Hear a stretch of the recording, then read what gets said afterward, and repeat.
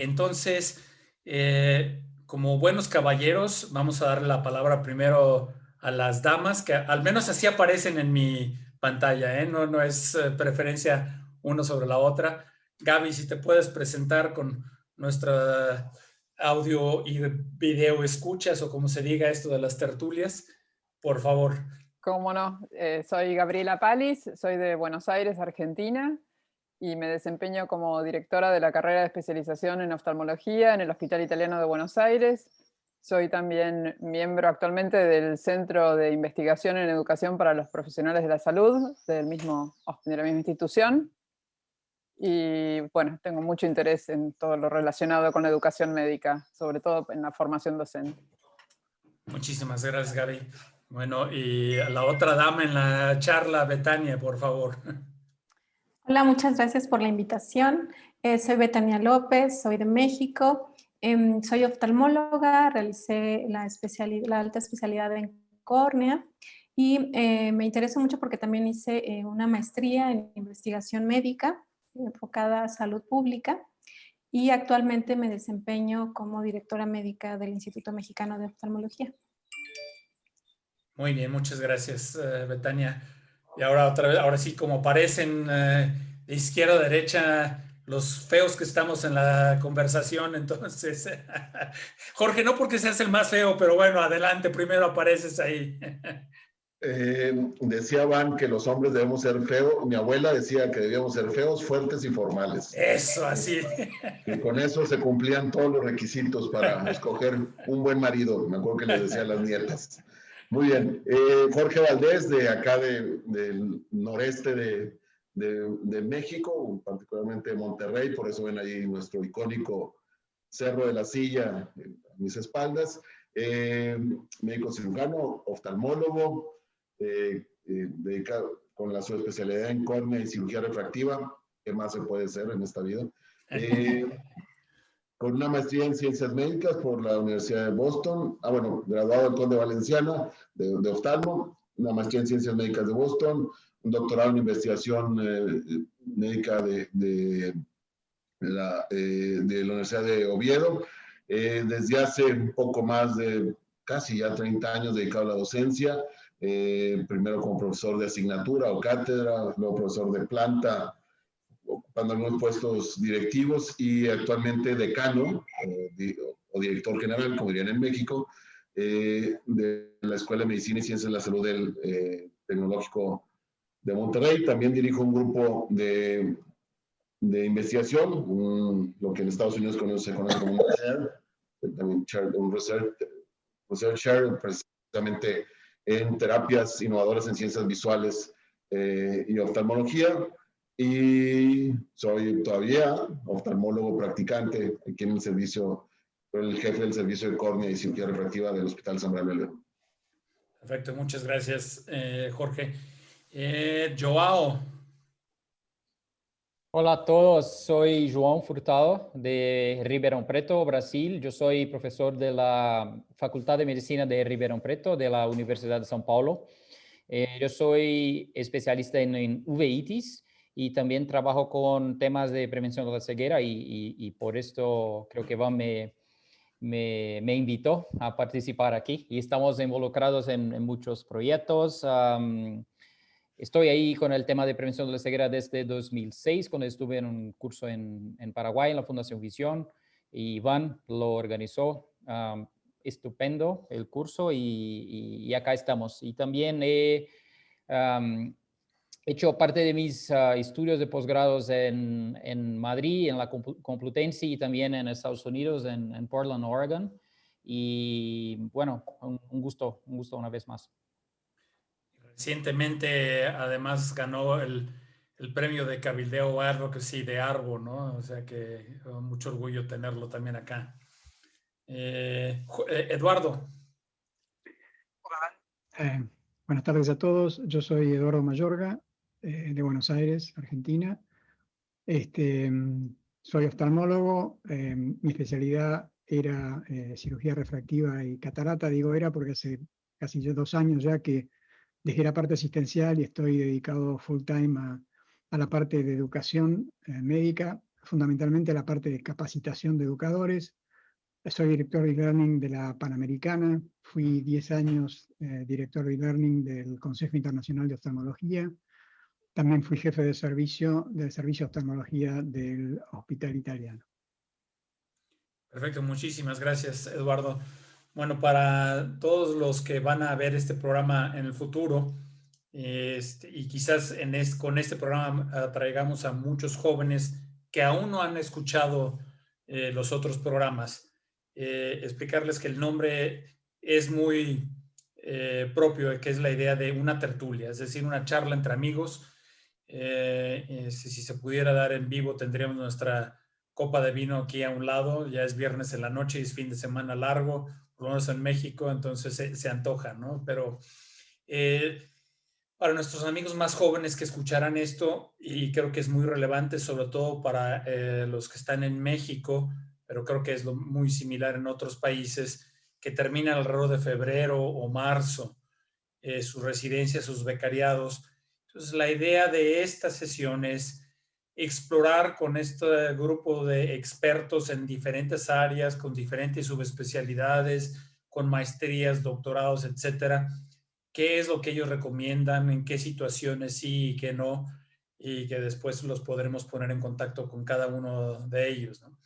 Entonces, quiero arrancar, porque pues todos aquí tenemos la subespecialidad, por lo menos, o una maestría. Para muchos de estos jóvenes que piensan, y nosotros tenemos mucha gente de provincia que dice, bueno, ¿debo de hacer la subespecialidad o no? ¿Qué ventajas tiene o no? ¿Para qué la hago? Y si la hago, ¿cuál de ellas? Son muchas preguntas en una. Pero bueno, empecemos con los jefes de servicio y siempre las damas primero. Gaby, ¿qué recomendarías tú para aquellos que están empezando a escuchar esto? Estás en silencio, Gaby. Perdón, respondiendo puntualmente a tu pregunta, creo que depende un poco de dónde tiene pensado uno insertarse. O sea, tener una subespecialidad, si uno está en un centro médico o si está en una gran ciudad, es sumamente útil y deseable porque las posibilidades quirúrgicas que tiene son mucho mayores que si uno es oftalmólogo general, la diversidad, la capacidad de innovar. Todo eso, digamos, es posible más si uno tiene una subespecialidad. Pero si uno va a trabajar a un área rural o a un lugar donde va a necesitar saber o tener capacidades para más de una subespecialidad, a veces se complica si uno solamente tiene es corneólogo o es retinólogo en un lugar donde hay necesidades de todo tipo de oftalmólogo. Perfecto, muchas gracias, David. Jorge, tú que estás allá en el Cerro de la Silla. Un poco en la misma línea de pensamiento de la doctora Palis, es decir, y tú lo planteabas en la introducción, ¿para qué? Yo la primera pregunta que se debe contestar a alguien, ¿para qué la quiero? Y eso va condicionado del plan de vida y carrera que tenga cada quien, es decir, qué tipo de práctica es la que quiere tener, en dónde la va a tener, como bien apuntaba la doctora Palis, es decir, voy a un servicio académico, de medicina académica, me va a dar una ventaja competitiva en la práctica profesional privada. En fin, creo que tendría que la persona que esté pensándolo hacerse esas preguntas y contestarlas. Ahora, estamos viendo que muchos hacen subespecialidad para nunca ser subespecialistas, ¿sí? Lo hacen por tener algo más, por mantenerse un poco más de tiempo, por hacer un poco más de práctica quirúrgica. Eso a los que entrenamos especialistas nos duele mucho, porque queremos formar subespecialistas que vayan a ejercer la subespecialidad, ¿sí? Y que se dediquen, porque un subespecialista, al final de cuentas, es a quien acude, ¿sí? Es la última frontera, déjame decirlo así. Después de él ya no hay nada, es decir, es el experto máximo sobre un área del conocimiento. Por eso la reducción del conocimiento, la profundidad que debe lograr un subespecialista, es tal. Y también eso obligaría a que se concentrara en su especialidad para lograr el suficiente volumen de pacientes para llamarse como tal. No es, como veo en algunas otras especialidades, bueno, si soy internista y cardiólogo, pero si no hay suficiente chamba de cardiólogo, suficiente trabajo, perdón, esto no soy en muchos lados, bueno, me dedico a internista y controlo diabéticos y no es fácil hacer una práctica de su especialista, es estrictamente o exclusivamente de su especialista, y es algo que se debe cuestionar que nace una subespecialidad. Muchas gracias. Okay. Y por favor, siéntanse todos con la libertad de interpelar, de intervenir en el momento que quieran. Acuérdense que sí, Joao, tú querías hablar, por favor. Sí. Un comentario que quiero hacer es que los jóvenes, bueno, sus jefes usualmente son especialistas. Cuando van a congresos, las charlas son hechas por especialistas, así que el modelo para ellos es que sean especialistas. Y si no logran hacerlo, no son buenos profesionales. Y esto no es verdad, ¿sí? Y los consumidores, ¿sí? Las personas necesitan mucho más de buenos oftalmólogos generales que buenos expertos, ¿sí? Un ejemplo es que es la causa principal de deficiencia visual son los errores refractivos. Así que el mercado, los países de Latinoamérica necesitan más de buenos generalistas, oftalmólogos generalistas, pero el modelo de suceso es un experto. Y no está mal de ninguna manera que seamos buenos oftalmólogos generales. Creo que dijiste una cosa que es muy interesante y con Joao, que es uno de mis, si no es que mi alumno estrella, que lo metí en esto de la salud pública, uno de los pocos que sí me lo agradece, pero bueno.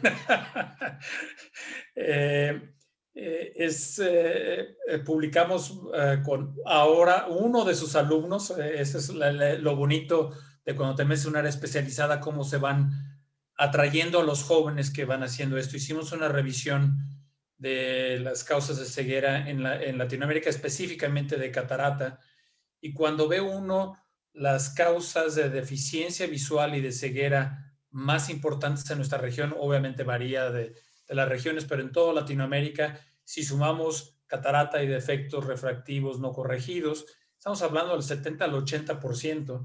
Entonces, eso creo que también es una llamada de atención a muchos programas, y Jorge lo mencionaba en otra charla que estuvimos el lunes pasado. Estamos queriendo hacer los especialistas de la uveitis del ojo izquierdo de noche, ¿no? Y estamos descuidando mucho de esto. Yo veo muchos programas de residencia que tristemente, por ejemplo, no les enseñan refracción o retinoscopía a los muchachos, cuando cuántos de ellos van a tener el dinero para comprar un autorrefractor al salir, ¿no? Entonces tenemos que pensar también mucho en eso, qué les estamos enseñando a los jóvenes, ¿no? Obviamente en nuestra región, glaucoma y defectos refractivos, glaucoma y retinopatía diabética son otras áreas muy importantes, y me gustaría abrirlo a todos ustedes. De todas las subespecialidades que hay, ¿cuál de ellas escogerían ustedes y por qué? ¿No? Creo que sería muy interesante, obviamente, a los que somos corneólogos o que fuimos, como diría Eduardo, a algún momento dado. ¿Cuál harían en este momento si estuvieran saliendo de su residencia y tuvieran que escoger? Eduardo, ¿tú qué harías? Estás en silencio, Eduardo. Ya mencionaron que hay, digamos, factores de la vida personal y de la ubicación de cada uno que va a decidir finalmente cuál elegir. Yo creo que uno, digamos, para elegirla termina eligiéndola por muchas razones. Una es el gusto. Uno a lo largo de la carrera ha visto las especialidades y una de las cosas es, bueno, me gusta. Pero como decían recién, si yo me gusta la uveitis y estoy en una zona digamos, suburbana, una zona sin muchos pacientes, eso va a ser imposible llegar digamos, a poder ejercer esa profesión así. Lo que sí tienen que estar dispuestos es que, por más que uno haga un fellow en algo, eso no significa que vuelven al día siguiente y ya están trabajando en la especialidad. Eso se va a construir de a poco, y se va a construir de a poco en base a dos cosas importantes que no se enseñan habitualmente en la carrera ni en los fellows, que son buenas relaciones con los colegas y buenas relaciones con los pacientes. Hoy en día los pacientes buscan un especialista, pero lo que más buscan es alguien que los escuche. Casualmente el otro día una paciente, todavía mis pacientes me llaman y me dice, sí, la doctora que usted me recomendó, muy bien, pero me hizo dos preguntas, no me miraba a mí, escribía en la computadora, imprimía los análisis para que tengo que hacerme para la catarata y me despidió. Buenas relaciones con los pacientes y saberlos escuchar es una especialidad que hay que aprender a desarrollar. Y lo mismo, buenas relaciones con los colegas, porque los pacientes, sobre todo de subespecialidades, van a empezar a llegar a través de colegas. Y esos colegas van a derivar no solamente mirando el éxito quirúrgico que haya, sino lo que el paciente viene y le dice de vuelta. También van a mirar si se lo mandaron para que le tratara el ojo seco y volvió operado de catarata, nunca más va a recibir un paciente de ese otro médico que se lo envió para ojo seco. O sea, hay ciertas cosas de ética, de política y de relaciones humanas que van a tener que pensar cómo las obtienen, porque no figuran habitualmente en ningún programa de manera formal. Eduardo, qué bueno que tocaste ese punto, es extraordinario, porque justo con Jorge platicamos eso también el lunes en la reunión del Centro Mexicano de Salud Visual Preventiva, que las materias básicas ya no son las materias básicas que pensábamos de genética, histología, patología. Jorge, quiero que tú lo digas eso porque es muy importante, y más siendo tú pues el decano de las ciencias médicas del TEC, una de las universidades más importantes de Latinoamérica. Creo que valdría la pena que los muchachos lo oigan, ¿no? Y otros jefes de servicio. No, sí, lo que pasa es que en esa reunión iba agarrando vuelo para otra que tenía el siguiente día, que era el nuevo perfil del médico. Y por ahí también, bueno, aquí con la gente de Creative Latin American Media, por ahí escribimos el nuevo perfil del oftalmólogo. La verdad es que estamos en un momento coyuntural, esto de la pandemia, que estamos en la era de las pandemias, ha sacudido no solo los sistemas de salud, sino los modelos educativos en ciencias de la salud. Y ha puesto en manifiesto muchas ineficiencias o cosas que ya no son operantes, ¿no? Una alta concentración, homogeneidad de los pacientes en los hospitales. Y cosas que ya empiezan a, ¿cómo decir?, tener poca práctica, sentido práctico. Nuestras profesiones, las de la salud, son prácticas, incluida la oftalmología. Y a veces le dedicamos demasiado a las ciencias básicas. Es más, les apuesto que la mayoría de los programas de Latinoamérica donde están oyendo todavía tienen una división de ciencias básicas y ciencias clínicas. La misma Academia Americana de Oftalmología tiene sus libros de ciencias básicas y su libro de ciencias clínicas. Eso es flexneriano, tiene más de 100 años. ¿Sí? Entonces, desde ahí empezar a cuestionar eso. Y yo criticaba las ciencias básicas. ¿Qué es ciencias básicas hoy? Lo que se requiere fundamentalmente. Y yo empezaba a decir que ciencias básicas hoy en día pueden ser la informática médica, robótica, blockchain, inteligencia artificial, comunicación, gestión, salud pública. Es decir, necesitamos proveer de otro tipo de conocimiento al profesional, y no solo la aproximación biológica, que es la que ha operado desde el siglo XIX y que es la que todavía seguimos repitiendo muy inercialmente. Es decir, y esta pandemia ha mostrado cuán ineficiente es eso. ¿Por qué? Porque el egresado que estamos, y hacemos una culpa a todos, porque todos somos egresados, tiene herramientas, su habilidad, y déjame, porque estoy aquí ante dos grandes de la educación médica, que son la doctora Palis y el doctor Mayorga, sin menoscabo de los demás, voy a hablar de competencias, ¿sí? Que no hemos sabido desarrollarles las competencias que hoy se requieren para hoy en día. Somos todavía muy inercial. Pero con esto cierro. Eduardo tocó un punto muy importante. Es que hay que ser primero oftalmólogo general, tener todas esas competencias, esas que no están en el currículum escrito también, lo que llamamos competencias transversales, o en algún lado se les llama competencias suaves, para ser un verdadero profesional, un profesional. Y si vas a ser su especialista, requieres primero haber adquirido todas esas habilidades para ser su especialista. Y para ser un especialista no debiste haber adquirido las competencias de un médico general. Yo no conozco buenos especialistas que no hayan sido buenos médicos generales en su formación. No que la practiquen, pero en su formación son bastante completos. Gracias, Jorge. Ahorita con estas dos cosas me hicieron recordar, en alguna ocasión Gaby y Eduardo me conocieron cuando estaba yo en mis años de Buenos Aires, que recuerdo con mucho cariño, y a veces se me antoja un buen asado con un buen vino tinto y los amigos. Pero una vez el doctor Hugo Nano, que en paz descanse recientemente, un verdadero genio de quien yo aprecié mucho, yo tenía poco de haber regresado y llegaba con una mente muy científica de haber llegado a Buenos Aires, y me dijo: Van, ayúdame a seleccionar los próximos residentes. Entonces, pues yo los entrevisté, hice mi planillita en Excel y de qué universidad venían y si tenían experiencia en investigación, en publicaciones. Ya no me acuerdo, hice toda una planilla en Excel y con eso saqué mis calificaciones, ¿no?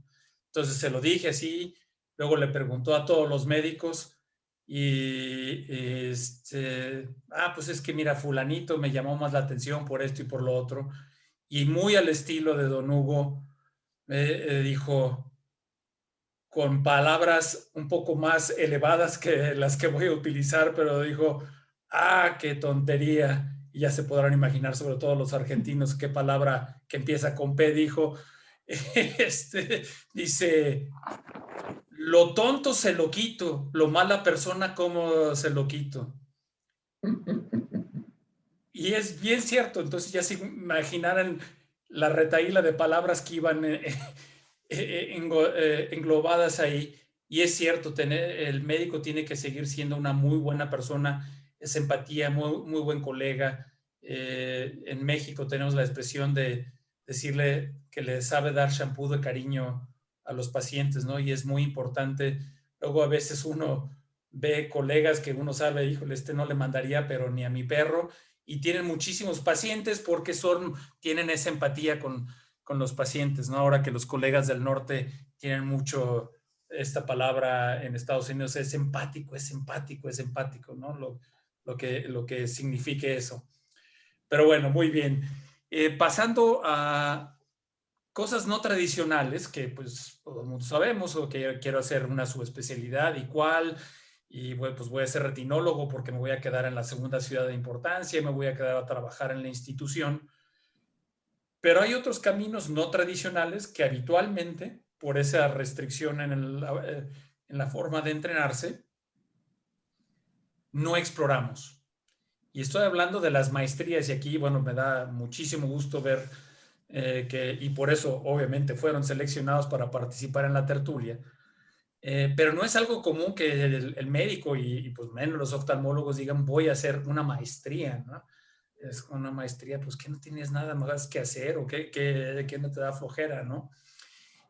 Pero pues quisiera que Betania nos dijera su experiencia, porque además me siento parcialmente responsable de que se haya lanzado a hacer la maestría, ya por eso se está riendo. Pero ¿qué fue lo que viste en forma más tardía en tu carrera de entrar a hacer una maestría, ¿no? Fíjate, en mi caso, yo la verdad es que siempre había tenido la espinita de hacer algo de investigación. Siento que en México, a lo mejor no en todos los estados, pero sí hay una falta como de investigación en los planes de estudio, tanto de especialidad. En mi caso, la verdad es que no, donde hice oftalmología, no llevamos un plan de estudios que nos enfocara realmente a salir con una tesis de muy buena calidad, con un nivel de investigación alto. Entonces siempre tuve la espinita de conocer mejor cómo funcionaba todo esto, y pues afortunadamente tuve la fortuna después de muchos años de hacer una maestría, y siento que sí me abrió muchos conceptos, porque porque no los tenía bien fundamentados. Entonces ahora como en retrospectiva pienso que sí es importante, mucha gente como que no le gusta la investigación, pero yo creo que es porque no la conoce, porque realmente deberíamos de estar muy unidos en cuestión de la clínica, en cuestión de investigación, y al mismo momento que estás viendo cosas básicas, estar viendo cosas que investigas y eso aplicarlo dentro de tu clínica. Creo que ese sería como una manera de integrar cabalmente todas las ciencias, y al salir realmente pudieras tú tener una tesis que sea realmente importante y tú sentirte especialista en ese tópico. Entonces, para mí sí siento que me abrió muchas puertas.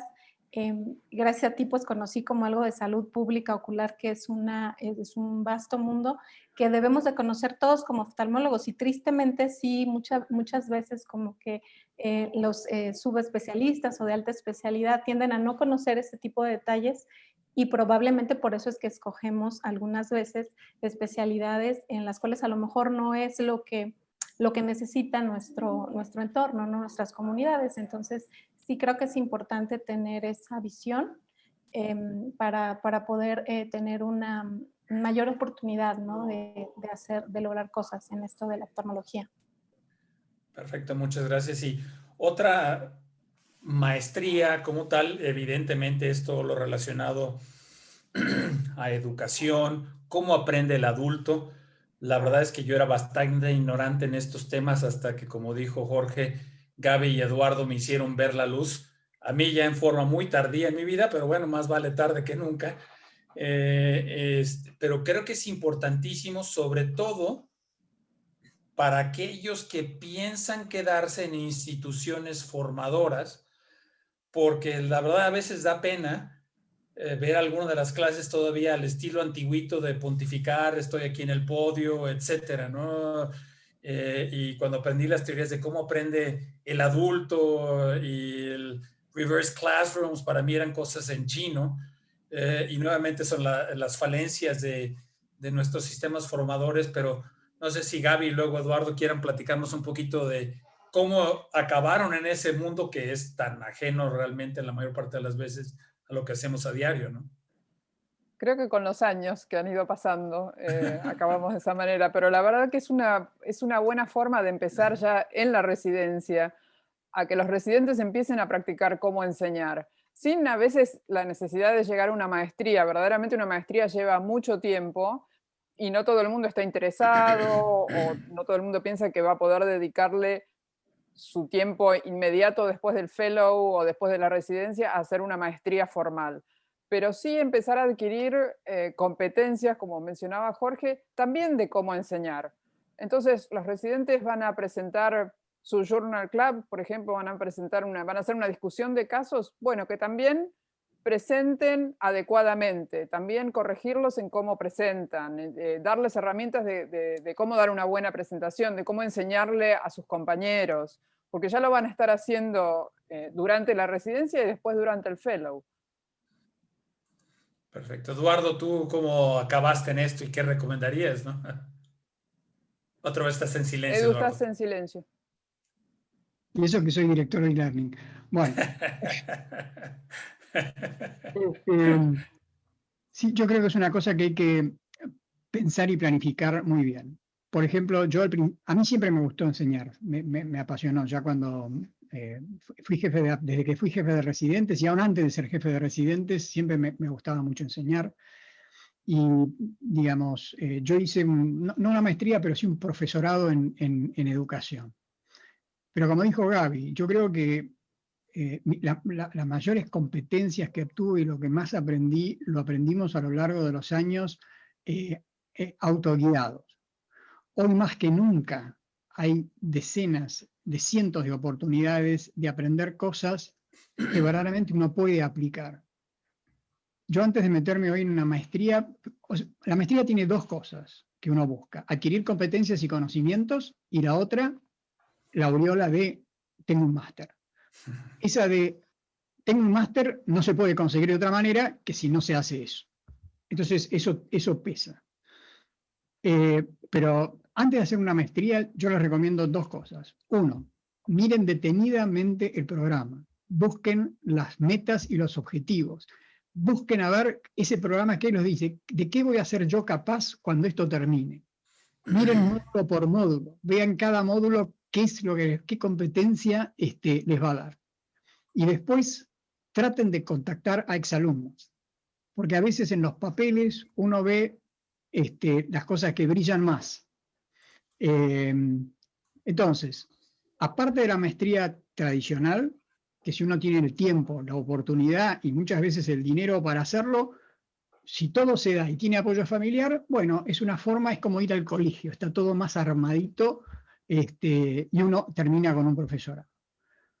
Pero investiguen bien antes dónde y qué van a hacer y hablen con la gente que egresó de allí, porque hay veces que uno no obtiene lo que quería, salvo el título de máster, que muchas veces ayuda en la vida a tener ese título. Como dicen, el papelito habla, ¿no? Sí, los papelitos hablan. Exactamente. No, muchas gracias. Y creo que para los que nos van a escuchar en el futuro, es importante, como ven, bueno, ya hubo una maestría en investigación, ya hubo o maestría o el profesorado en educación. Jorge, pues tú tienes dos cachuchas aparte del lado de oftalmólogo, y estoy utilizando muchos mexicanismos acá, pero bueno, dos camisetas o lo que sea. ¿Cómo te enfocaste tú en esto? Porque me imagino que cuando eras residente en el Conde de la Valenciana nunca te imaginabas que ibas a llegar y hacer lo que estabas haciendo acá, ¿o me equivoco? Fíjate que ahí lo empecé a ver un modelo y voy a traer aquí una figura que yo creo que es muy valiosa, que es el mentor. Los mentores te ayudan también a ver modelos de vida de lo que pudiese de lo que pudiese ser.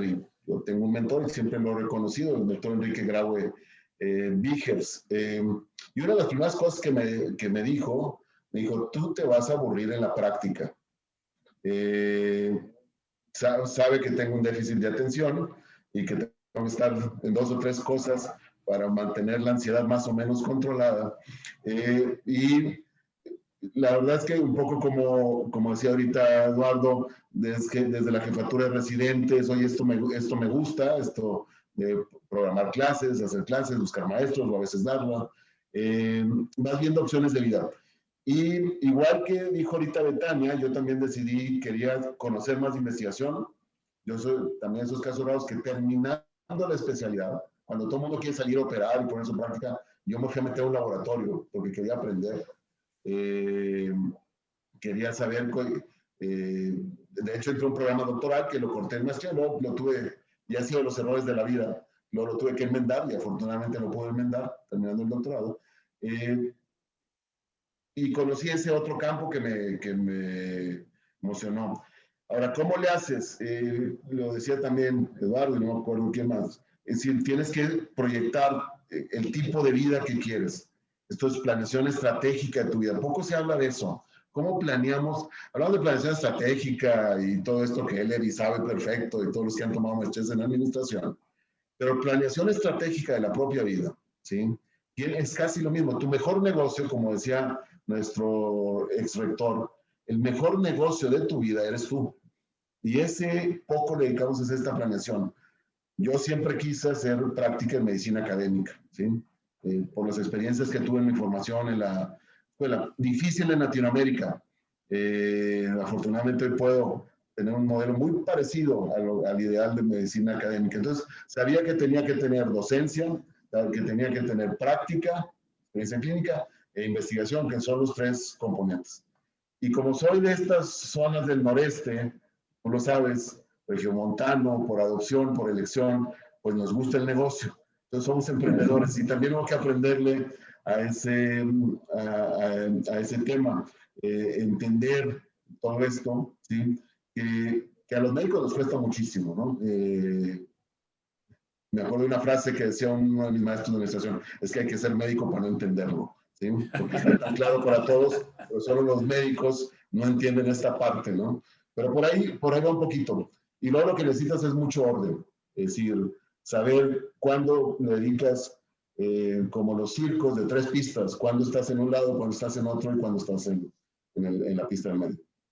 Perfecto, muchas gracias. Algo, Relacionado a esto, una de las preguntas, perdón, ¿quién iba a hablar? Perdón. Gaby, no, Gaby, iba a agregar perdón, algo Gaby.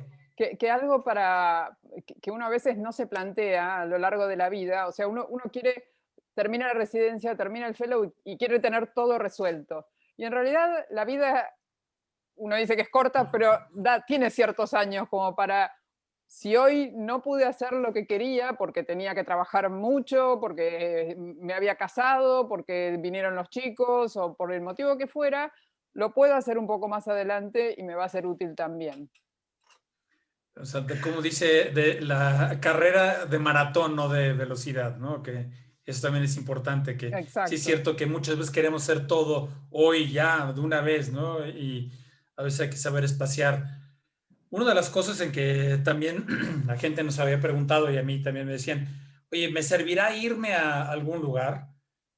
¿Me iré fuera o me quedo aquí? Entonces, pues, a veces yo les digo, bueno, pues depende qué. Me dices, ¿quieres hacer una subespecialidad quirúrgica y te quieres ir a Estados Unidos? Pues es mala opción porque no, la mayor parte de las veces no vas a poder meter mano en absoluto, ¿no? Pero uno de los grandes ejemplos en que ha estado en muchos países es Joao. Entonces, yo quisiera preguntarle a Joao, siendo que es un graduado de una de las mejores facultades de oftalmología en Latinoamérica y en un país en el que pueden operar mucho, ¿qué lo hizo decidirse irse a España, a Estados Unidos, a hacer todas estas locuras que ha hecho, que además creo que son extraordinarias? Pero dime, Joao, ¿qué pensaste o qué ventajas le viste de quedarte en Brasil o de irte fuera, ¿no? Y bueno, antes un comentario. Yo conozco solamente a una persona que ha viajado más que yo. Sí, estamos aquí contigo, sí. Tú has viajado a Australia y a todos lados. Y mira, estoy de acuerdo con lo que mencionaste antes. Si vas a salir del país, de su país, tiene que valer la pena, por supuesto. Y así que tienes que buscar lo que no vas a encontrar a donde estás. ¿Sí? En mi caso, la investigación. Así no hay competencia con lo que hacen los estadounidenses aún en mi área, sí, en uveitis. Y en la parte clínica me ofrecieron para hacer cosas allí, pero yo les conté que hay buenas instituciones para aprender clínica aquí en Brasil, así que yo quería fijarme en investigación porque lo que estaba haciendo allí no lograría hacerlo aquí en Brasil. Pero la clínica sí, tenemos buenos sitios. Así que depende mucho si vale la pena o no, cuáles son sus planes. Si quieres operar, si vas a Estados Unidos, no vale la pena. Y si quieres hacer investigación, depende a dónde vas también, no vale la pena. Así que tienes que pensar cuáles son tus planes. Hay muchas ventajas de salir de su país, pero no son solamente ventajas. Sí, hay el aspecto de dinero, de estar lejos de la familia, de parar su práctica clínica por años. Y sí que hay que pensar lo que es bueno, lo que es malo y decidir. Puede ser una cosa buena o no, pero depende mucho. Así que en mi caso he salido porque quería hacer cosas que no podría hacer aquí. En mi caso, la investigación. Y valió mucho la pena porque ahora en mi práctica diaria en la universidad, mucho de que lo aprendí estoy utilizando con investigación y también con mis estudiantes. Pero la parte clínica, solamente por la parte clínica, yo no saldría de Brasil. Creo que es muy importante porque hay países que tienen mucho, ¿no? Eduardo, tú querías hablar. Ahora sí. Sí, yo lo que quería decir, yo estoy totalmente de acuerdo con lo que dijo Joao, pero hoy en día hay muchas más oportunidades para encontrar el lugar adecuado de lo que había, no sé, 15 años atrás, 20 años atrás, ni hablar de la época en que nosotros nos formamos. Así es. Que hoy uno va, por ejemplo, a mirar en la Academia Americana de Oftalmología, en la parte internacional, están listados cientos de lugares para capacitarse, donde uno tiene cosas largas, cosas cortas, y donde están las cosas de todo el mundo juntas. Entonces, yo creo que uno debería primero capacitarse lo más posible en su país, justamente porque es más económico, porque está más con la familia, porque tiene más oportunidades de poder operar. Y después buscar afuera lo que no pudo conseguir ahí y buscar el lugar adecuado. Por ejemplo, en Estados Unidos hacer práctica quirúrgica es muy difícil, pero hay hospitales muy importantes en India donde uno puede adquirir esa práctica y tienen un nivel, pero súper. Y entonces, hoy, sabiendo dónde buscar los lugares adecuados, uno puede llegar a hacerlo. También hay muchos listados ahora donde se pueden conseguir becas para hacer esto. Becas de 3 meses, por ejemplo, el Consejo Internacional de Oftalmología da esas becas, una nueva fundación que comienza ahora también va a dar estas becas, así que existen esas becas. Y si uno se formó bien en un lugar, no hace falta irse 2 años. Con ir 3 meses puede aprender a lo mejor lo que le faltó y que no pudo ver allí. Y lo último que quiero decir es que una vez que uno tiene la manualidad, se aprende mucho más viendo un video bien editado de los muchos que hay, por ejemplo, en YouTube, que uno lo ve y ve las cosas importantes y no pasarse 2 horas en quirófano mirando cómo prepararon las cosas, lo que se tardó y donde lo que uno aprendió de después de estar 2 horas ahí, a lo mejor es muy poquito. O sea, hay que pensar fuera de la caja. Hay que buscar la mayor cantidad de variantes para formarse lo mejor posible en el tiempo más corto posible, con el menor desgaste personal, de la familia y de dinero.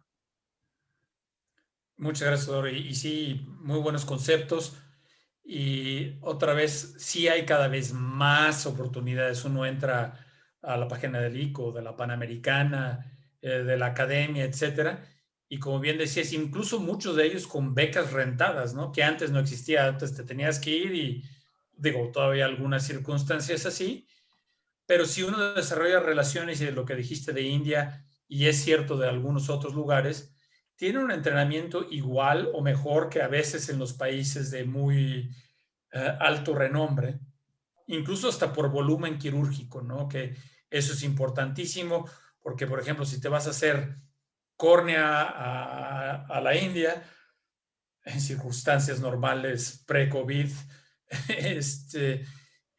seguramente vas a hacer 300, 400 trasplantes y DIMEX y DISEX, etcétera, mientras que si te vas a Estados Unidos, pues muy probablemente, o a Canadá, lo más probable es que no vayas a hacer ese volumen, ¿no? Gaby, tú estabas levantando la mano.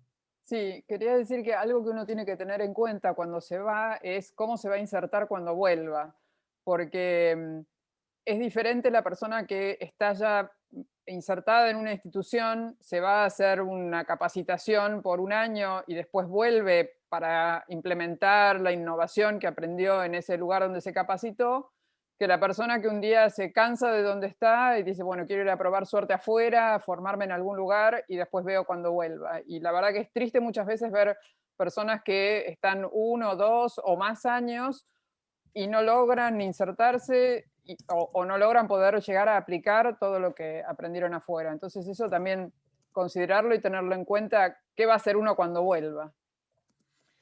Es muy buena observación, porque otras veces en algunos lugares, si vas a regresar a sobre todo a medicina académica, necesitas aumentar tu currículum, ¿no? Entonces a veces, si decides, oye, quiero irme a trabajar con Jorge al TEC de Monterrey, quizás ese fellow o ese becariado de 3 meses no sea suficiente, porque sí necesitas el papelito que diga, hice la subespecialidad a tal cosa y publiqué tal otro. Entonces sí depende mucho de esas circunstancias, a dónde vas a regresar, que me lleva a otra de las preguntas es, y digo en serio de medicina académica, porque aquí estamos, pues, con la gran mayoría son muy académicos, entonces, claro, desviamos la curva a la izquierda totalmente, entonces quizás no seamos muy objetivos, pero no es lo mismo medicina académica que la medicina tradicional, privada, que estamos acostumbrados.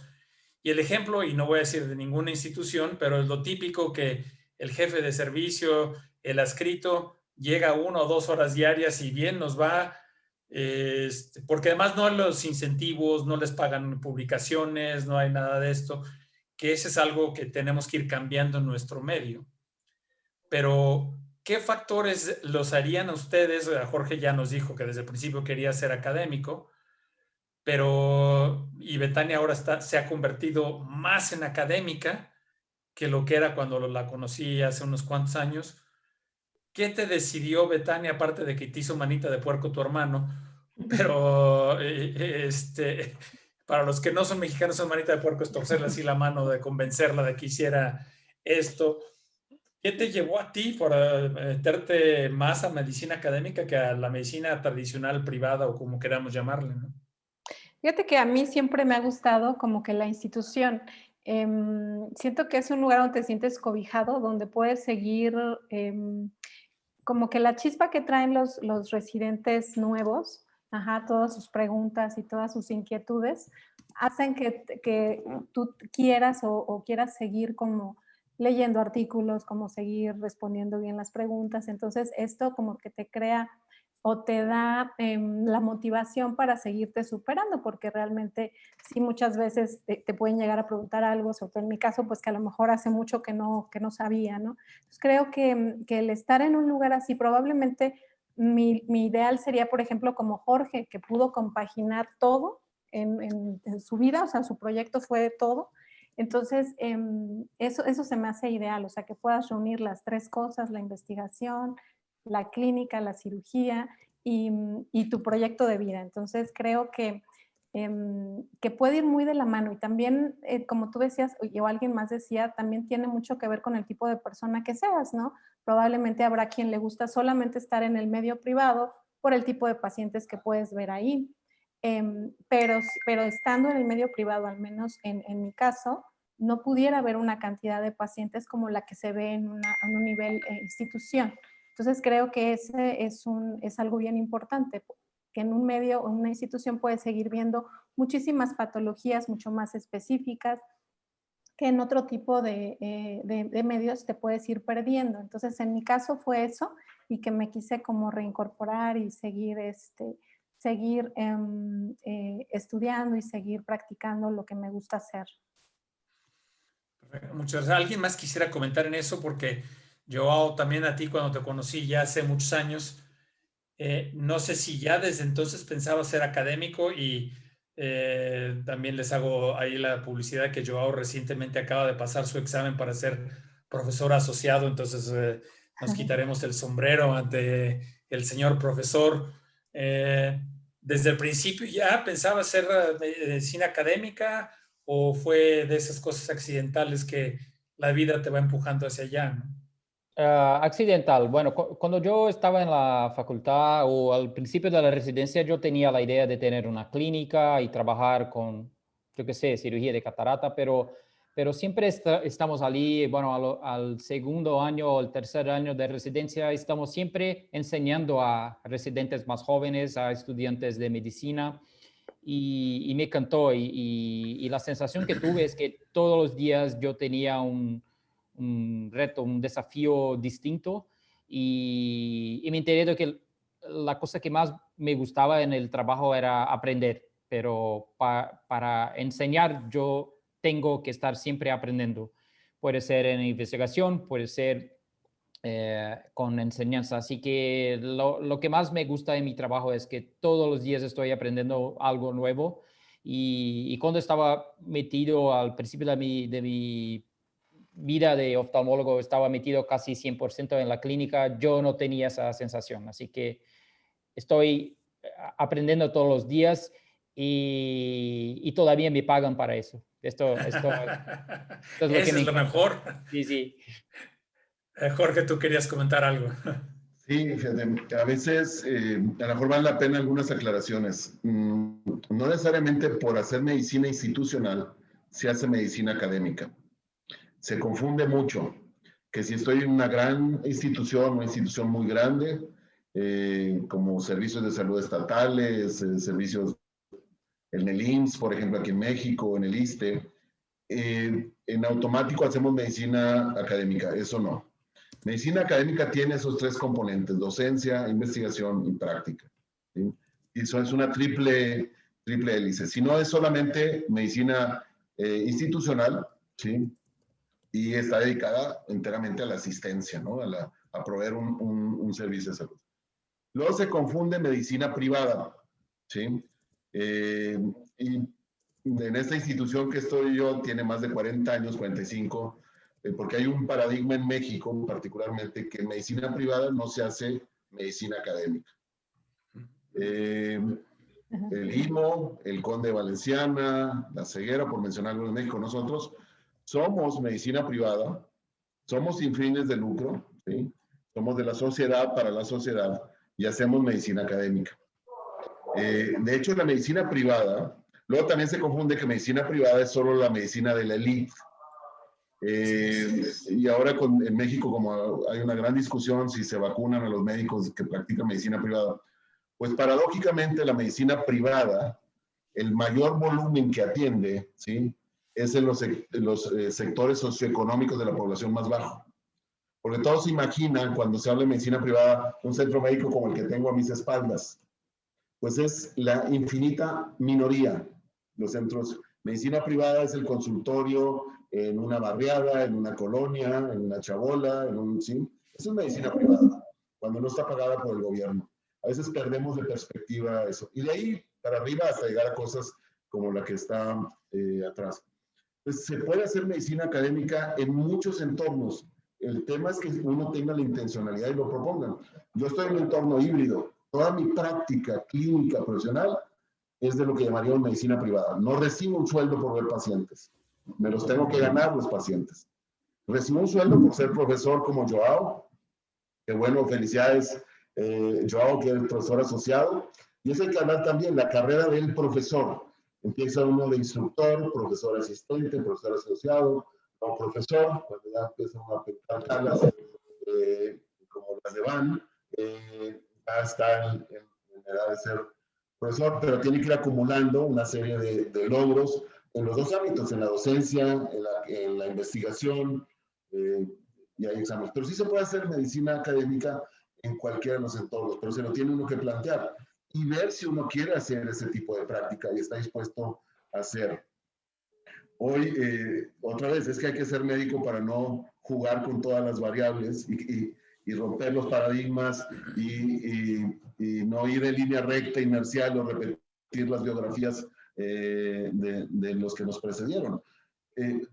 Sí se pueden hacer muchas cosas y mi invitación, si nos van a estar oyendo y viendo algunos por aquí, es que se atrevan, ¿sí?, a romper los paradigmas, a romper el establishment. Y si algo tenemos que hacer los latinoamericanos, y eso puede ser en español o en portugués, es romper los paradigmas, es romper el establishment. Somos una sociedad muy jerárquica que poco rompe las estructuras. Y creo que sí vale romper esos techos de cristal que nos impiden hacer propuestas nuevas, ingeniosas, novedosas y adecuadas a cualquier realidad. Gracias, Jorge. Y si de algo sirve también la experiencia propia y cómo, aunque uno a veces se plantea el camino, a veces la vida te va llevando y hay que ir viendo esas oportunidades y esas puertas que se van abriendo, ¿no? En concreto, cuando yo empecé medicina, me acuerdo que quería ser neurocirujano. Bueno, pues porque me daba mucho la atención, dije, bueno, eso. Después, la facultad donde yo estudié es muy de perfil de medicina interna, porque muchos de los profesores eran del Instituto Nacional de Nutrición en México, que eso le dicen el Harvard mexicano. Entonces eran gente de altísimo nivel. Dije, no, pues es que medicina interna es la solución. Sin embargo, Arturo Espinosa, a quien guardo con mucho cariño también, era el que nos dio oftalmología y se me quedó el gusanito, pero no, como oftalmólogo, estudié medicina para ser oftalmólogo, ¿cómo? No puede ser eso, ¿no? Entonces empecé medicina interna y hice un año de medicina interna de nutrición, además de todo.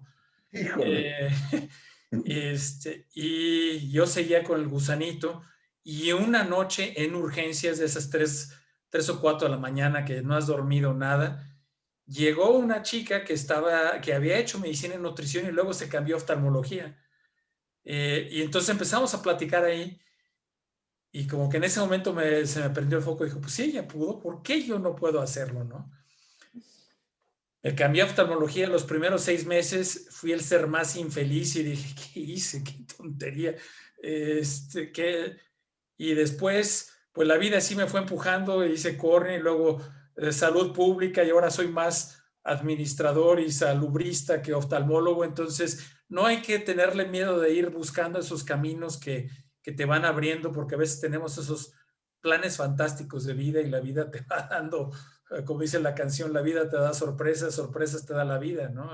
Oye, Van, ahorita viéndote me acuerdo de una frase que hace recién, me gusta mucho, recién hace poco la posteé, de Antoine de Saint-Exupéry, que dice que en línea recta no se puede llegar muy lejos. El oftalmólogo Sí, es una especie de neurocirujano. Sí, sí, hasta eso, porque el ojo finalmente, tienes toda la razón, Gaby, entonces ya no me arrepiento. No. Lograste tu cometido. Es seguir dando vueltas, es seguir tomando caminos diferentes y no la típica inercia en línea recta nos lleva más lejos. Okay. Claro, y fíjate que, digo, es una lástima que tampoco, que no tengamos a Eleri acá, pero él creo que es uno de los ejemplos también de un camino muy diferente, ¿no? Porque empezó oftalmología y luego al estar en el IMO, pues se fue interesando mucho en las cosas administrativas, hizo su maestría en administración, luego hizo el IPADE, el AD2, que bueno, en Argentina le conocerían como el IAE, que es la versión mexicana. Y ahora es un extraordinario administrador, ya maneja el IMO ha crecido enormemente bajo su tutela, etcétera. Entonces es otra área que normalmente no exploramos y justo ayer lo estábamos comentando en la comida que tuvimos después de reunión con la auditoría interna, etcétera. Precisamente en cómo estamos preparando a los muchachos. Sí, les podamos dar toda la ciencia del mundo, pasan los exámenes del ICO, pero no saben qué equipo tienen que comprar, si lo deben depreciar o no lo deben depreciar, si debe de ser comprado, si debe de ser en leasing. No lo estamos preparando para la vida real, ¿no? Que eso es importantísimo, y si deben de tener todos los equipos o no deben tener los equipos. Y me lleva a una de las últimas preguntas que quisiera preguntarles a ustedes, es porque es una de las cosas que siempre me dicen, oye, ¿me establezco solo o me voy a un grupo? Me están invitando a un grupo, pero me da miedo porque quizás me van a explotar, voy a ser el junior ahí, no sé si voy a poder crecer, y sé que esto varía mucho de circunstancias, pero Eduardo, yo sé que tú has estado en muchas circunstancias de estas. ¿Qué recomendarías a la gente o qué camino tomaste tú, no? Estás ahora otra vez en silencio. Nuestro director de e-learning está teniendo complications. A ver, yo si tuviera que optar por uno, yo diría que yo creo que buscaría trabajar en grupo. Tiene muchísimas ventajas. Puede tener los inconvenientes, puede tener inconvenientes, pero yo creo que es donde hay mayor posibilidad de progreso, de evolución, de uno realmente hacer eventualmente lo que le gusta. Y uno para irse y ponerse solo, siempre hay tiempo. Así que yo diría de intentar trabajar en un grupo. Más si uno es especialista, el hecho de trabajar en un grupo permite que el pool de pacientes de todos, las cosas que uno hace, digamos, uno pueda recibirlo. Muchas veces hay grupos que, hoy hablábamos de elegir una especialidad, muchas veces en un grupo, nosotros por ejemplo en el hospital, uno de nuestros residentes dijo, bueno, yo quisiera venir a operar catarata. Dijo, no hay más, hay muchos cirujanos de catarata. Bueno, yo quisiera hacer glaucoma. No, hay muchos cirujanos de glaucoma. Bueno, ¿qué no tenemos? Bueno, no tenemos órbita, por ejemplo. Se fue a México, hizo un año allá y volvió con esa especialidad y siguió trabajando en plástica en órbita, además de hacer después catarata y las otras cosas. Así que hay que buscar oportunidades. Y yo yo diría de que es una cosa para intentar. Y si uno no va a estar trabajando en un grupo, uno no puede comprarse todos los equipos que hay. Entonces, una cosa que muchos especialistas hacen, que no quieren juntar el consultorio con el de otros, es cada uno tiene su consultorio, pero ponen un centro en donde ponen todos los equipos. Y no se hace atención de pacientes ahí, salvo la parte de estudios, que esa es otra opción para tener la tecnología. Eso es muy buen punto. Y a veces creo que también desde el punto de vista, ya que hablábamos de una maestría en administración o lo que fuera, que a veces cuando se les ofrece un sueldo, sobre todo los chicos no acaban de entender, es que si me voy a la privada, mira, ahí gano 100,000 pesos. Sí, pero si no estás en un grupo, tú tienes que pagar la renta del consultorio, la luz, el agua, el teléfono, y al final del día te quedas con 10,000, mientras que si te hubieras ido a un grupo, hubieras ganado 50,000, ¿no? Entonces hay que cambiar a veces ese chip que dinero en la bolsa no significa necesariamente que te está yendo mejor, ¿no? Que entiendo, todos necesitamos vivir y mandar a nuestros hijos a la escuela, a la universidad, etcétera, que son factores que tenemos que considerar.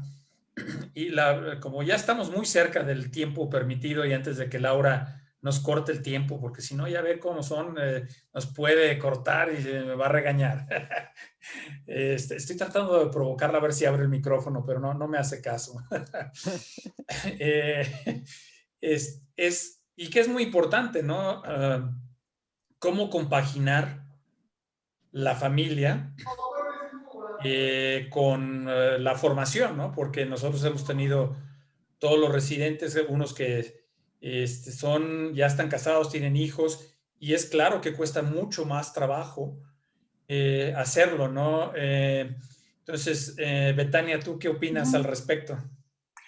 Yo creo que oftalmología es una especialidad muy noble, o sea que realmente, aunque te enfoques mucho, estudies mucho y demás, sí te da el tiempo para poder tener bien en esquema tu vida y organizada de tal manera en la que puedas cubrir todos los aspectos, en cualquier especialidad. Yo, por ejemplo, casada con un urólogo, pues sí veo las dificultades de tener urgencias a medianoche y el irte y regresar y estar sin dormir, estar sin comer y demás. Entonces creo que oftalmología sí te da ese tiempo para poder tener horarios bien establecidos y tener una vida aparte de ser oftalmólogo y poder desarrollar otras aptitudes, otros intereses, otros hobbies. Y porque al final de cuentas, lo que uno busca en esta vida, pues es estar pleno y estar haciendo lo que te apasiona y lo que te gusta. Entonces es yo creo que una muy buena especialidad cuando alguien termina medicina. Sigue siendo la oftalmología, al menos en mi caso ha funcionado. Y veo que mucha gente de acá, pues con mucha preparación y que ha conseguido muchas cosas, también lo ha logrado. Tenemos ejemplos muy buenos en esta mesa. Perfecto, no, muchas gracias. Jorge, ¿tú estabas levantando la mano o era nada más el brillo de la luz ahí que...? No creo que era el brillo, pero pues como me gusta hablar, puedo hablar. Perfecto. Estamos en una tertulia, que eso son las tertulias, Exactamente. para hablar, platicar. Oye, no, fíjate, lo dijo ahorita Eugenia, hacer lo que te gusta. El problema es que no mucha gente sabe realmente qué le gusta y qué es lo que quiere, ¿sí? Y ves personas, colegas, que están en instituciones o centros académicos grandes, y en realidad son lo que los mueve, pues es que quieren estar en un lugar más bien tranquilo, tener horarios más bien controlados, sin demasiadas complejidades para poder ir a pescar, andar en moto por ciertas ciudades y lugares, subirse a ciertas montañas, cosas de estas que hace gente extrema, no estoy señalando a nadie, y los ves realmente con mucho estrés y con un poco muy ocupados, ¿no? Y otra vez volvemos a esta planeación estratégica de tu vida. Conócete muy bien qué quieres. Incluso yo les digo mucho a ¿cuándo te quieres retirar? Es decir, ¿cuándo dices, aquí le voy a bajar y me voy a ir a este escalón porque quiero hacer estas otras cosas? Tengo colegas que no se desprenden de la consulta, están en lo privado. Dice, no puedo ir porque tengo consulta. y que no eres el dueño de la consulta, no eres tú tu patrón. Esa es la ventaja de ser uno solo y ser su patrón, que uno puede cerrar la puerta y se va, ¿sí? En cambio, cuando sea una institución, pues tiene que seguir ciertas reglas, adaptarse a otras cosas. Pero paradójicamente, mucha de la gente que está en la consulta pierde el propósito último por el que estaba, ¿sí? Y estaba buscando esa forma de vida. Y dices, aquel que es patrón de sí mismo, pues la verdad es que hace lo que quiere hacer. Y hay que saber qué es lo que uno quiere hacer. Y también hay todo esto de cómo, a lo mejor voy a hablar ahora, porque hablamos ahorita al principio, cómo inicias, pero también cómo terminas. Hay quien se quiere morir, y recién acaba de fallecer un amigo y me acuerdo que su hijo me decía, se murió con las botas puestas, es decir, esta es una expresión muy española, se me hace así de trabajando, y yo me quiero, Dios me lo conceda, morir tranquilo, habiendo pescado, habiendo andado en moto, habiendo andado en montañas, habiendo andado, que también me gusta, andando en un montón de lados, y no necesariamente el quirófano, pero tengo amigos que su mayor gloria es caerse infartados en quirófano, ¿sí? a media cirugía. De todo hay en la vida y cada quien lo que quiera, pero que realmente lo quiera, ¿no? Perfecto, ¿no? Muchas gracias. Y bueno, como ven, este tema da, pero para seguir mucho más, porque incluso hay de que debo de publicar, no debo de publicar, para qué debo de publicar, en qué idioma, qué beneficios me va a traer.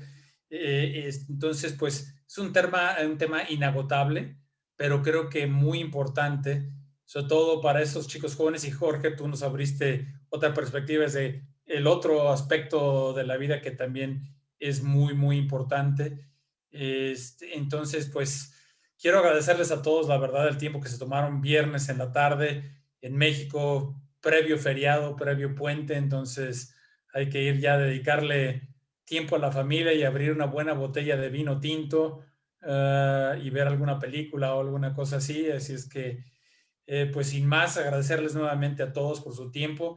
Laura, no sé si tú quieras decir algo antes de que cerremos. Bueno, sí, agradecerles a todos. La verdad es que siempre nos da tanta pena cerrar las tertulias, porque justo cuando todo el mundo se está animando hay que irse, ¿no? Y me encantaría continuar y ha sido interesantísimo, verdaderamente. Creo que deben oír esta charla todos los que están planificando un posgrado, porque qué lujo tener a gente de tal calibre y tal experiencia dando consejos, porque yo creo que a veces eso es lo que falta. Alguien que verdaderamente te dé esta perspectiva. Me han parecido muchas cosas muy interesantes. Una es la dicotomía, ¿no? De que en la era de la telemedicina, de la inteligencia artificial, han hablado todos ustedes, y lo ha mencionado Eduardo, la importancia de las relaciones humanas, la importancia de la humanidad, que en toda esta era donde estamos seguimos buscando esto, y como muchas veces, especialmente ahora con tanto estrés, etcétera, que no se pierda eso. Después, otra conclusión es verdaderamente el hacer un proceso de introspección, de para qué estoy haciendo esto, de planificar estratégicamente, pero ¿por qué ahí? Porque todo el mundo lo hace, porque ¿qué es lo correcto para mí? ¿Cuál es la maestría? Investigar también, porque no siempre, yo me acuerdo cuando estaba investigando para mi maestría, que fui a Harvard y me habían aceptado, pero es que ese no era el mejor programa para mí por muchas circunstancias. Entonces decidí no escogerlo, que hay que ver qué es lo importante para uno, dónde quieres acabar y como decían todos ustedes, dónde quiere uno acabar, o sea, imaginarse, aunque por muy difícil que sea, dónde queremos acabar. Y como decía el doctor Valdés, que no siempre todo es recto, y dejar que la vida también lo lleve a uno y lo sorprenda un poquito, ¿no? Entonces, bueno, ya no quiero seguir hablando, pero bueno, y también me gustó mucho lo que dijo Gaby, que parece un tango, eso de pensar en la vuelta, ¿no? Parece que es la canción de un tango. Me encantó esa frase. Y es verdad que el doctor Valdés escribió un artículo que encapsula muy bien muchos de estos temas que hemos hablado hoy, que es Reimaginando el futuro, ¿no? La educación del médico futuro, que lo publicamos en nuestra 4ª edición del año pasado, que fue nuestra edición 100, y que lo vamos a poner con todo.